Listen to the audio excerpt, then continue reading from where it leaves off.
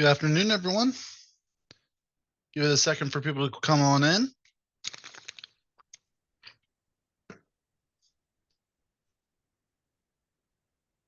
All right.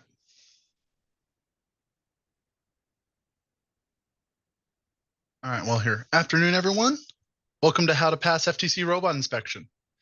For those of you who don't know, my name's Cameron. I've been the head robot inspector for Georgia for the past 3 or 4 years, Alabama for the past 3 years, and I've also been the lead robot inspector since, wow, 2018.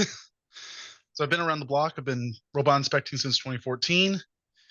So we're going to try and make this quick, easy, because some of the inspection stuff has changed this year. Some of it hasn't. Some of it's improved. And there's some more robot specific parts that have modified.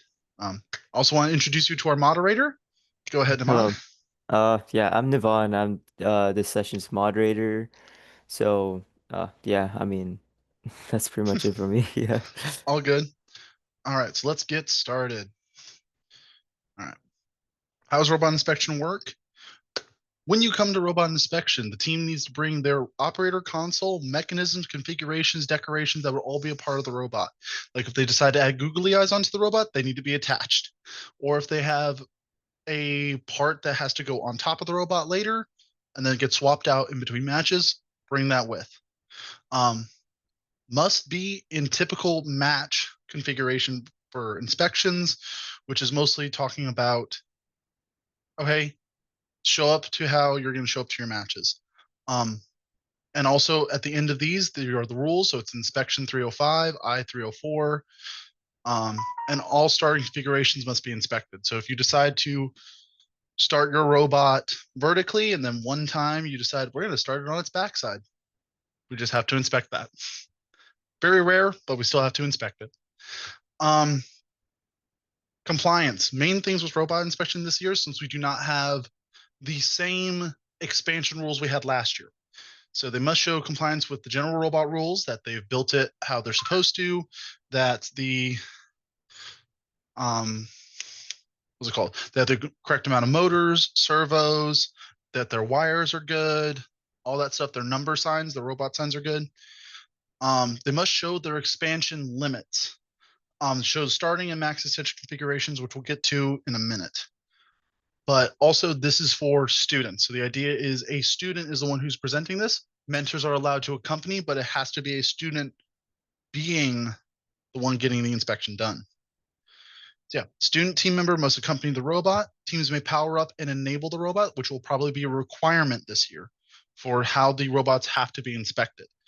I will encourage your team members to please bring your robots powered up, especially if they're going to be climbing this year. And you are allowed to re-inspect as much as possible. So to also explain, if you fail robot inspection, it is most likely, hey, your number signs are a little small or something like that, or hey, your power switch is in an awkward location. Can we move it real quick? From there, just go back and fix it, and we'll get you re-inspected. There's no actual fail. Like you don't get disqualified from the event for failing robot inspection. And we'll give you guys a good robot inspector will give you solutions to the problem or ideas of solutions. Okay. Robot signs, they are here to stay.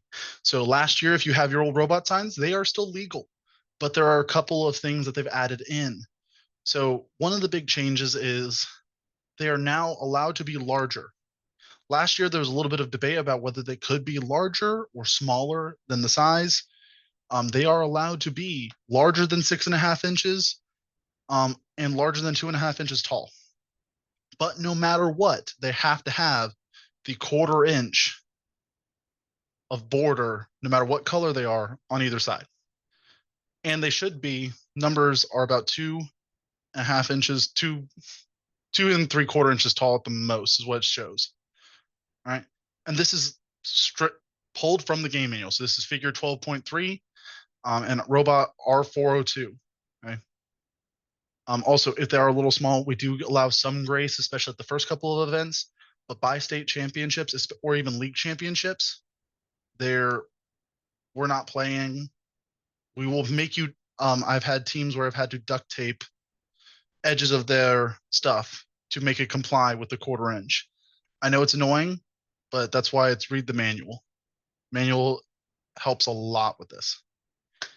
Here are the big changes for this year. So there are expansion limits this year, but they must be within the max starting configuration of 18 by 18 by 18. As an example, okay, in figure 12-1 of the game manual, it'll show it, where if the robot is, let's say it's a 15-inch robot, all right, it's allowed to extend after the start of the match up to that 18 inches. From there, it can only go up to that. There's also a vertical expansion limit. The vertical expansion limit is during the last 20 seconds. Okay, I see we have a question. Can sponsor logos be on the red or blue number sign? They cannot. So I will have more detail about that question. What was it called? I'll have more information. It's in the game manual. I do not have the specific figure offhand. I can pull it up once we're done with this initial presentation, and we can go through the game manual and answer some questions about robot inspection. All right. The expansion limits are physically limiting this year. Last year, for those who remember, you were allowed to expand up to 42 inches, but if you had extra extension, that's fine as long as the software wouldn't let it extend more than 20 or that limit. This one, your robot physically cannot extend past the 18 or the 38 height. That is a rule. So if it's software limited, we're going to tell you to modify your design, because that is unfortunately what the rules state. It has to be physically constrained. They may add later, check the team updates. They may add better clarification to this rule. But as far as we are reading it right now, it has to be physically limited. There's no software allowed to be limiting for the height or the extension horizontally. Another big change, rule 503. Robots are only allowed to have 8 motors and 10 servos. Okay, that's 2 less than we had last year. Most likely, this is due to them preparing for the new control system that's going to be coming out in the next couple of years, or maybe some other reason that we're not privy to. But we're going to be checking for that. You are allowed physically on there to plug in more than 10, but if you have more than 10 on your competition robot, we're going to have to ask you to pull them off to be robot legal. Also, this year, there are now more grounding straps available to your robot.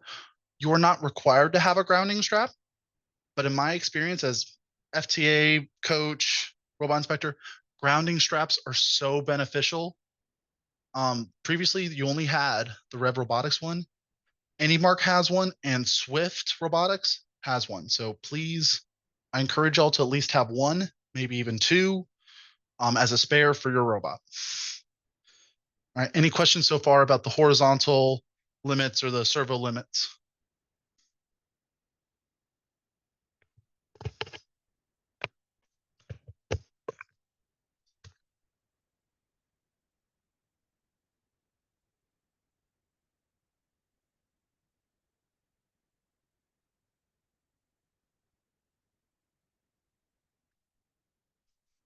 We have few more seconds.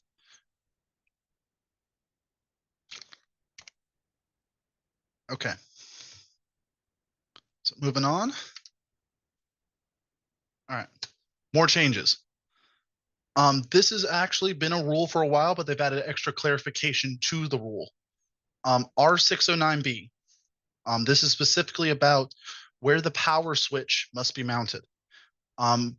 A couple years ago at state, and even last year at state, I had to ask teams to move their power switch away from key mechanisms of the robot to where it's safer for field staff. Right? It should, and I quote, should be located clear of any moving parts and any other obstructions that would block its access. This is also including it cannot be mounted underneath the robot, and it should not be mounted next to an arm or on top, or if this is the power switch here, your arm should not be going over top of it, or your intake or whatever it is that you guys are designing. And then this was a rare rule, but it came up a couple times in Alabama, so I wanted to bring it up here as well. Combining multiple smaller wires does not mean you can add what's it called? Does not meet the requirements for gauge wires. Previous years they've allowed it.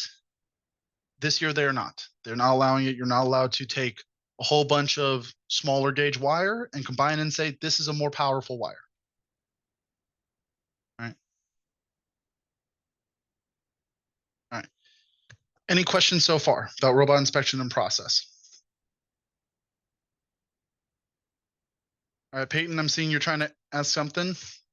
All right.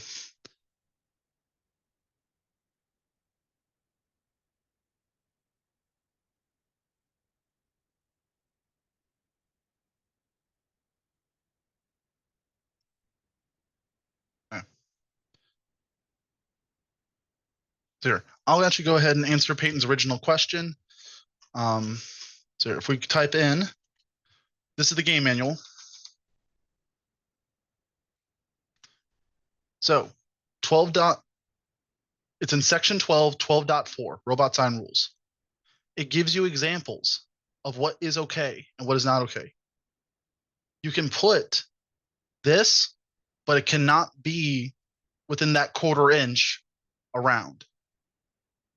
Hope that makes sense, to where you can add other logos, okay? But you still need to make sure that number is visible in red and blue, okay? Yeah. And specifically this one, there must be this, and they cannot be vertically stacked. So as another example, you cannot do this.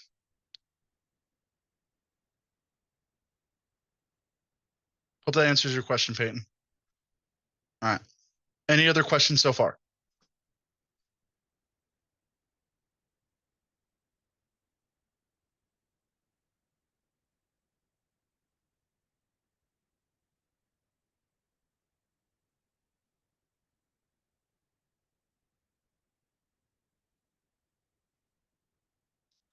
All right.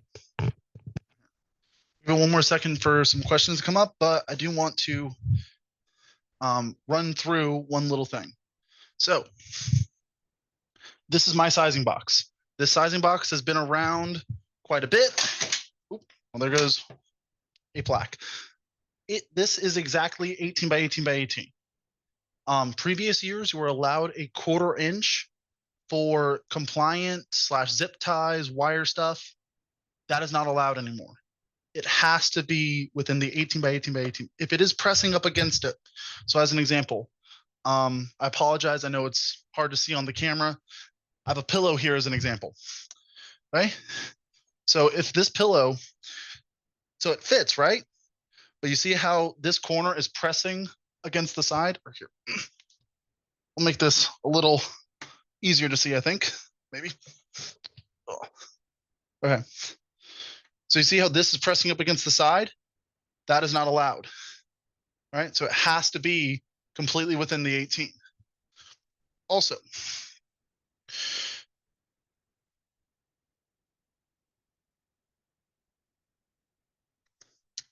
the limit this year for height, all right, 12-1. All right, here we go. So this is these are the horizontal limits. All right, so we have the vertical height limits and the horizontal one. The vertical height limit this year is 38 inches, right? That is including the top of your robot. So if you are attempting to climb this year and you're trying to extend up from the bottom or something, extend up from the top, you have to have a minimum of 18 inches for another robot, right? You're allowed plus 2 inches. 18 plus 18 is 36. You have 2 inches of wiggle room in between. And that again has to be physically limited. What we're probably going to be ended up doing is taking a tape measure that's up to 38 inches and asking y'all with your robot powered on to extend up all the way. Right? And if it's under the 38 inches, should be fine. If it's above the 38 inches, we're going to have to do something. Okay. Any questions so far?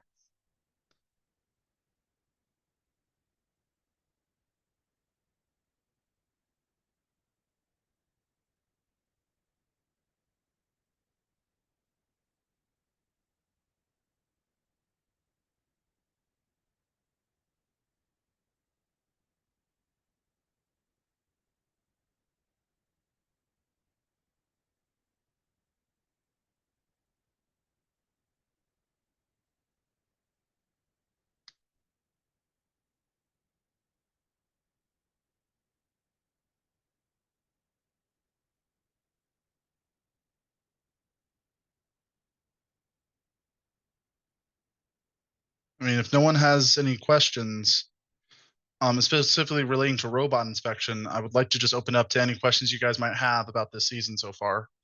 Because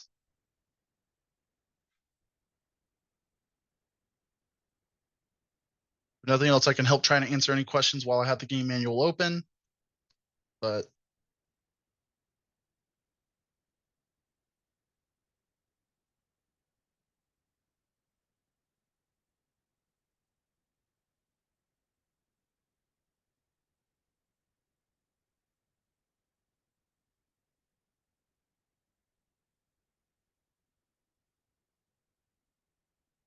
removable attachments, motor and servo limit. So removable attachments are,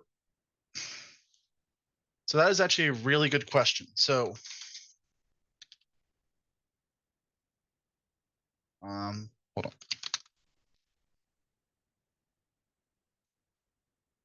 Robot construction rules. Because I actually have not had this issue before where we're at max. Um, that is maybe a really good Q&A question. I'm trying to read through the manual what I can for that specific question because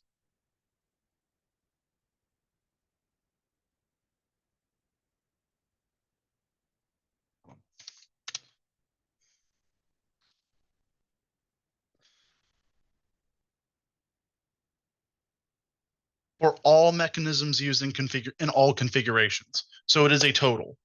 So let's say as an example, you have 4 for your drive base and you use 4 for some kind of launcher and intake system. You try to build something else, you can't get 4 more motors. So you're either going to have to split them 2 and 2 or something along those lines. Same thing with servos. Um,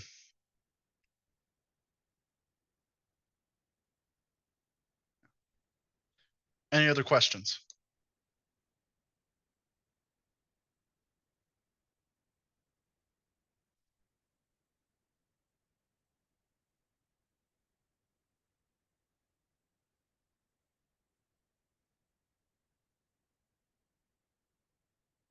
I mean, a lot of the stuff has stayed the same, which is nice. You're only allowed 1 robot battery.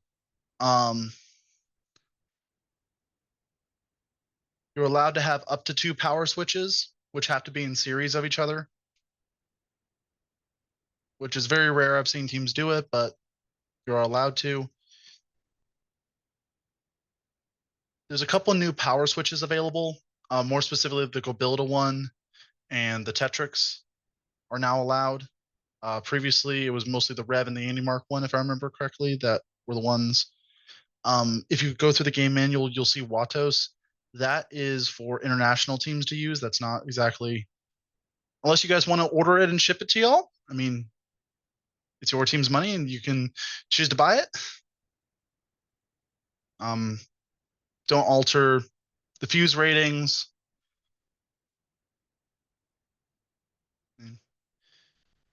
If there are any other questions, even just about the season, we got a lot of time here. So if you guys have any questions about season, ideas, I'm happy to try and answer what I can.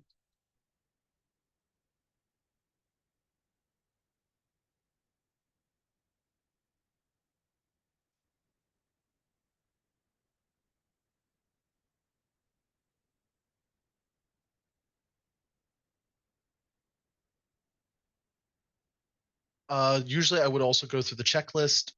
The checklists for this year have not been made available yet, because I believe they're going to be part of the training materials for the actual judges, or not the judges, the volunteers. So we do not have those available yet. About the launch zone. So,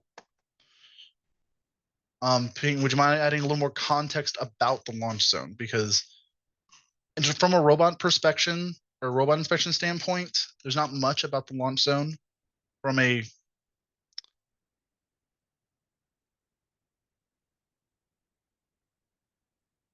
um I mean, a majority of this is all in the game manual.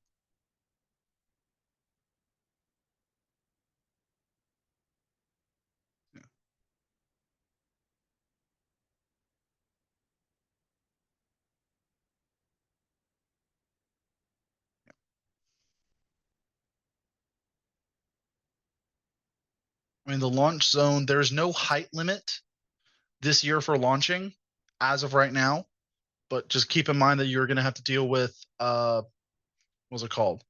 Potential stuff potentially going out of the field.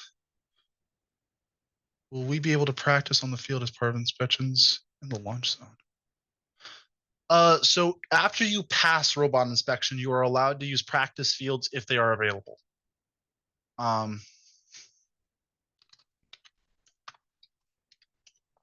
Again,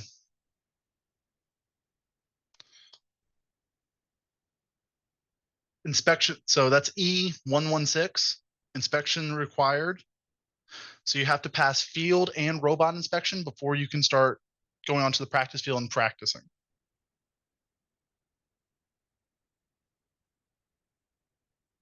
But there's no inspection inside of the launch zone, as in there's no height limit. There's nothing like center stage where you had to have your launcher be under 6 foot. So you're allowed to go high with this, but you just have to avoid hitting the ceilings for whatever venue you're at.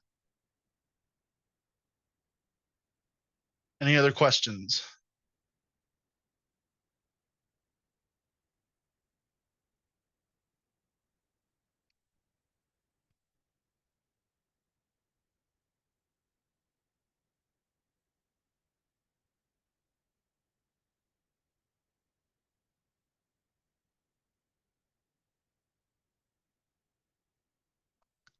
It does depend on the inspectors themselves and the event you're at. Usually the first league meet will take the longest. After that, personally, I try to have a single robot inspection done under 5 minutes. At the most I've ever had it take is maybe 10 to 15, just because a robot was so, for lack of better words, not within the rules to where we were trying to provide multiple solutions. Ideally, what robot inspectors will do, and you may not have this experience across the entire state. We're hopefully trying to get all volunteers to be on the same page. But the idea is you come to me with your robot. This is your robot. I apologize. I know it's a ugly pillow, but it's a robot in this case. We say that, okay, it's outside the 18 inches. Oh, you're missing a few wires. What we try to do is we try to give you solutions while you are here. We will finish as much of the inspection as possible and give you guys what you failed inspection on and how to fix it. That way, so when you come back, you have everything done. Versus, hey, you failed on sizing. Okay, leave, come back. Oh, you failed on wires. Oh, okay, come back. Oh, hey, you have too many motors and servos. Oh, okay. It's not fun when you have to deal with that. It's been very, very rare that I've ever had anyone experience that, but almost all robot inspectors should be trying to give you as many solutions as possible. And also, once the robot inspection list is out, it's usually posted for other teams to download and look at and use. You are allowed to fill it out yourselves and come to me. I would still have to fill it into the electronic system or the paper system, whichever one we're using at the event.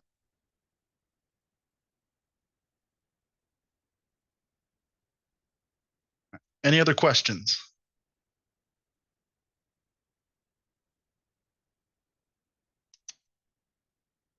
Is there a minimum? There is a checklist.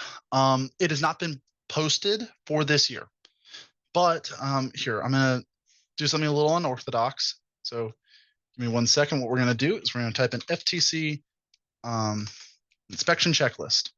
This is what it would generally look like. This is the one from last year. So none of these, do not use this as your guiding point. Use the game manual as that guide point until the new one for this year comes out. But we're checking for robot size, robot signs. We're checking on mechanical features, saying that, okay, everything's within compliance. We're checking electrical, making sure that you're not going to cause a fire. I've only seen 2 robot fires in my life. Don't want to ever have a third. And then you also have field inspection, which is not covered in this presentation.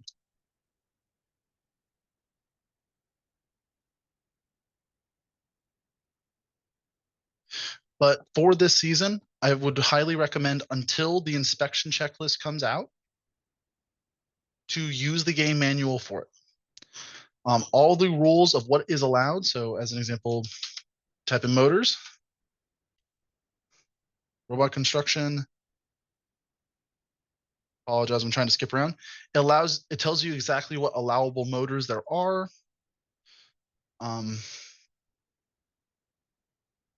It will tell you exactly what servos you're allowed to use. It will also tell you, if you buy servos that are not a part of this list, here's the formula that you have to use to, what's it called?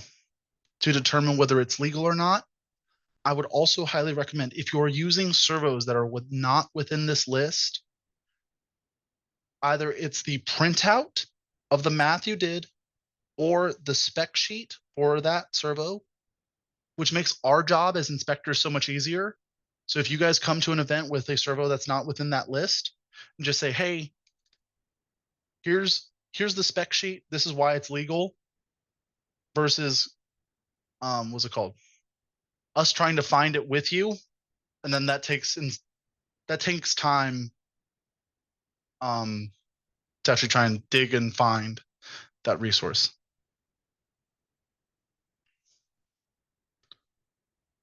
Yeah, the biggest change I would say this year is 8 motors, 10 servos. Losing 2 servos this year is not necessarily the biggest deal in the world, but it is definitely something to keep in mind. Yeah. And earlier, Peyton, I believe your question is also answered in R503 with multiple configurations used at a single event, which use different mechanisms. The sum total of all motors and servos must be less than or equal to the limit.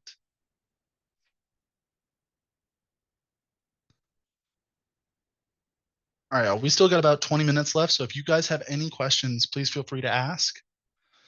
I mean, if not, we can end early. I have no qualms against that.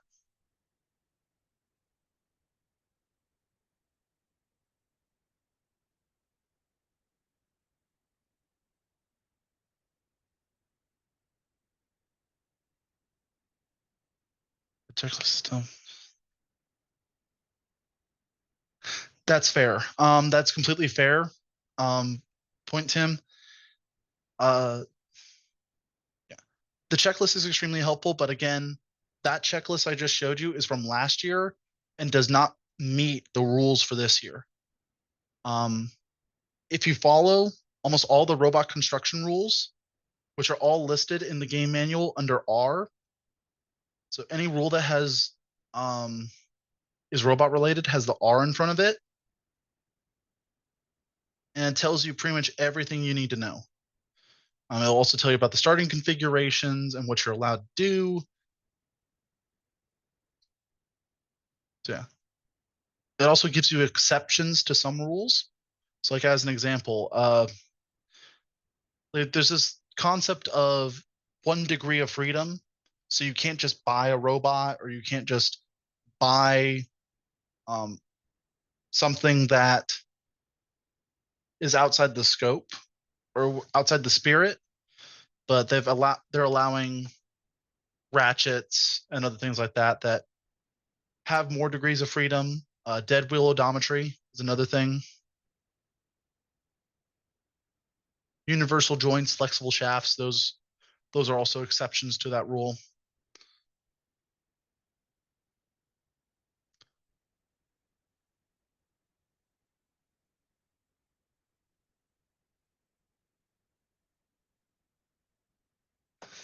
Stuff with fun. And the robot that released name. Say that there are rules of this sort of thing. So if I remember correctly, the fun signage is first updates now. So when it comes to robot signs, it is in section R R400. R401 is where it starts. But the best example I can give is actually here. So you are allowed to have, let's say, okay, I'll use this as an example. This is just some dimensions for a project we were doing. Um, but let's say this is the number here. I still need that 1/4 inch border before I can put logos and everything else.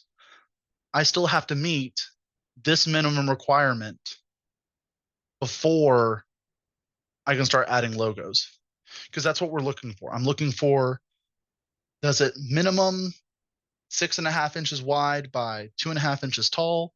Are the numbers at least 2.25 inches? Plus or minus a 1/2 inch. Um, I would honestly tell you this: the bigger you are, it's usually a little better. I would personally stick to the 2.25 to 2.5 inch side versus trying to stay smaller and we'll be 2 inches, just so there's no confusion about it. But no, you are allowed to have logos. You just have to have this 1/4 inch border before anything else. Any other questions?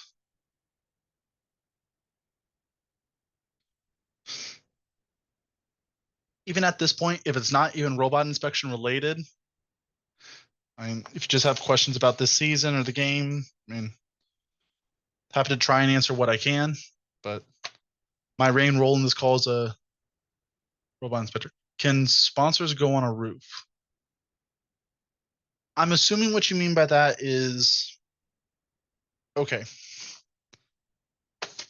Like, as an example, this is where your robot sign would be. This is on the side panel of your robot, and this is the top part. You are allowed to put sponsors wherever you want. Sponsors can go on any side of the robot you want. If you really want to, you can put them on the bottom. As long as they're within the other rules, it's completely legal to put sponsors and information like that and robot names on the top, on the sides, on the back, as long as you still have the 2 robot signs that are, one set's in red, one set's in blue, and they meet all the other requirements. I hope that answers your question, Madeline. Anything else, please? I'm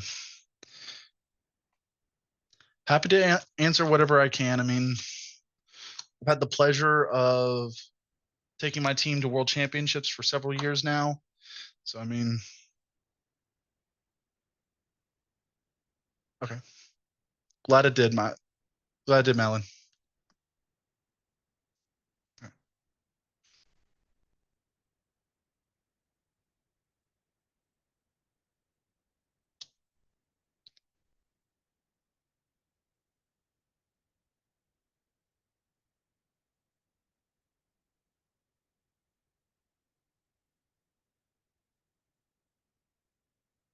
Also, something to keep in mind is there are robot interactions this year. So if robots hit each other for power switch, as an example, you may just want to keep it away from the edges of your robot where it's accessible to other teams. And again, that's not a robot legal thing. That's just a recommendation from Being on a team who's done that and seeing other teams who've had that happen to them, it's not fun. All right.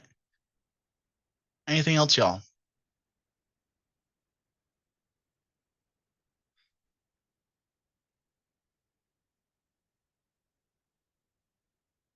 If there are no other questions, I think we can keep this up for about another 5 minutes, and then y'all are free to go.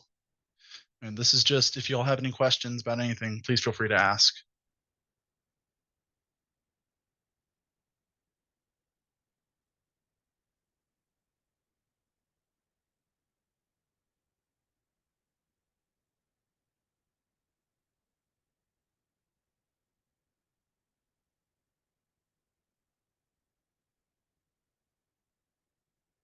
Any tips on building the robot for the first time? Well,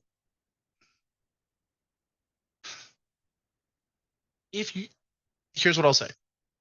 If you are brand new to this, like certainly brand new, or if you are on a rookie team and extremely new, uh, this is actually from my previous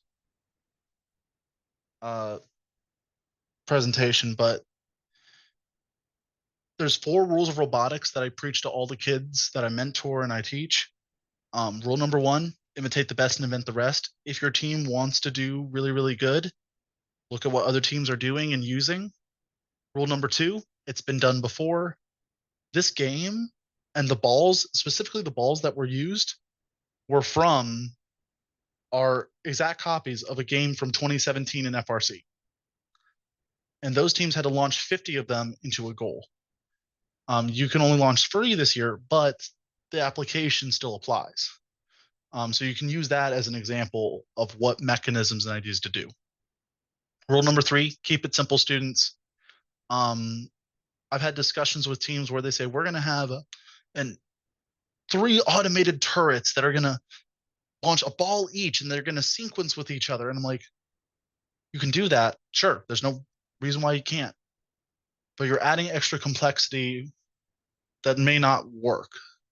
If you can get something simple that runs first, I would always push get something that runs and works first versus something that is super fancy and doesn't wouldn't always work. Consistency matters the most, and just FRC, FTC, FLL, consistency matters more than firepower. Um, and rule number 4: if it ain't broke, don't fix it. I've seen way too many teams, myself included. I was a part of a team who did this. Is the night before state championships, we completely ripped apart the robot and said, we're going to rebuild it. Did it work? No. But that's what we did. And we made that mistake and we learned from it. If you're building the robot for the first time and you're a brand new rookie team, I'm going to encourage you to look at what other teams are doing, not just in Georgia, but across the country. There's robot in 3 days, there's robot in 24 hours, all of that. That is a great resource for a starting place. There's also the starter bot. The starter bot is a great tool if you're brand new to this and just want to get something running. That robot, though, if you're using the starter bot, should not be your endpoint. That should just be your minimum starting point. Um, that's my recommendation. Uh, Also, general things that I recommend to all teams from a strategy perspective is just make decisions early, fail fast, fail hard, get back up and keep going. Because I've seen a lot of teams who get stuck on one specific thing that try to develop it versus just testing to see if it worked in the first place. Test, prototype, play around with. Hope that answers your question, Tim. Any other questions? I'm probably going to call it in another minute or two just so y'all can enjoy the rest of your weekend. But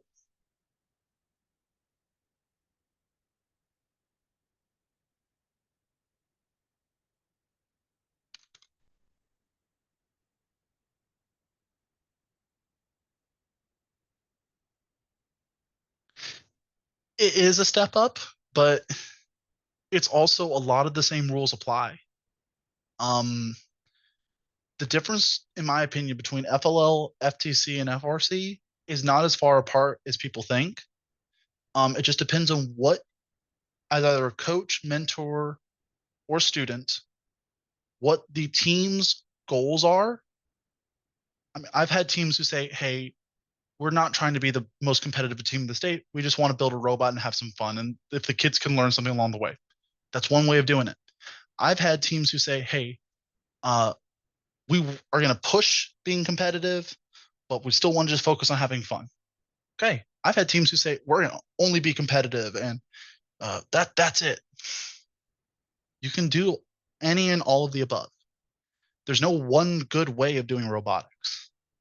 There's your way. Find out what your way is and what your team's way is, and work it out from there. All right. Anyone else?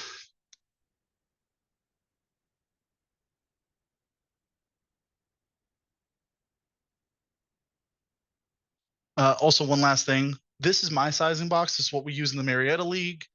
The other boxes are not the exact same as this. There's a couple different legal ones allowed. I just prefer this one because this thing is solid.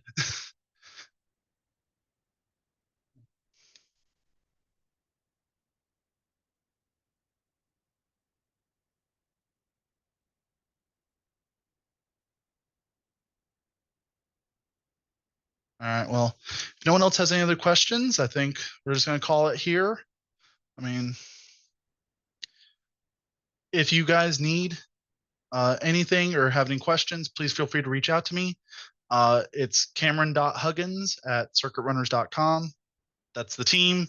I mean, I've been involved in it for a while, but I'm also happy to help in any other way I can. I've been around the block, but I think that's it for now. All right. Thank you all for coming, and hope you all have a great time, and hope to see you all at competition in state.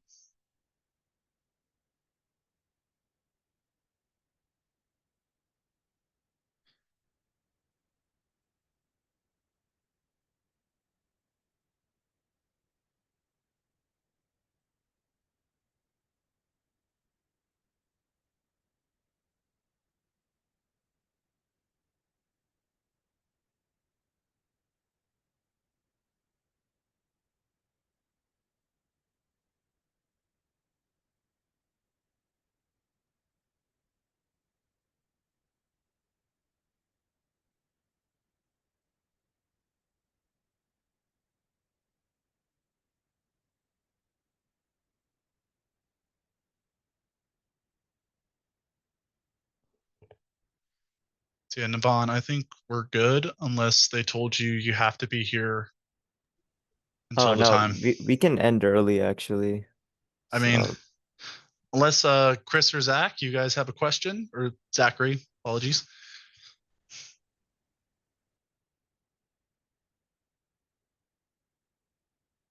And I think we're pretty much good to go. I mean, all right then. I mean your call. If you feel like ending it, I'll end it. we'll give it one more minute. We'll end at All right. 3:45. Nice even time. Yeah.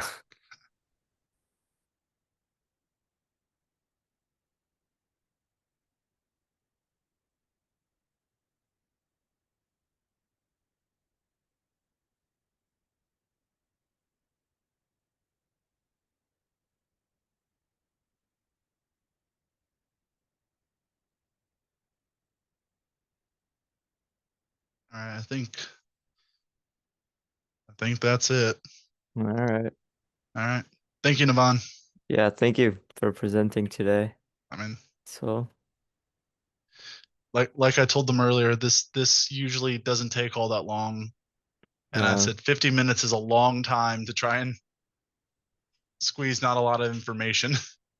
yeah. Oh, But anyway, all okay. right. Thank you. Well, yeah, thank you. Goodbye. All right, bye.